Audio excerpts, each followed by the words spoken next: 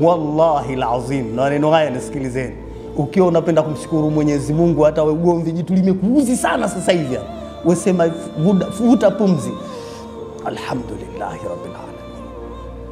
Chukua na kikombe chako cha maji kunywa, nenda kapumzike, umemaliza wewe.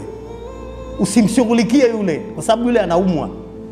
Sasa kama unataka na wewe uwe mgonjwa kama yeye, andamana naye uone.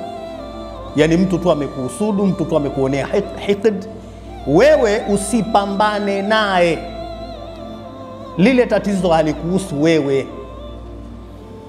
Wewe kubali, sawa mimi mjinga, sawa mimi mpumbafu, sawa mimi kadha, shukuru Mungu, nyamaza.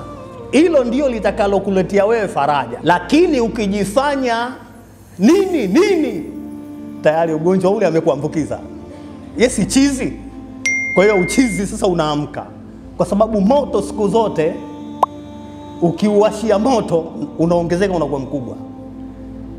Na hauwezi kujua wewe kwenye ghadhabu utafanyaje. Unaweza kufanya kitu kingine chochote.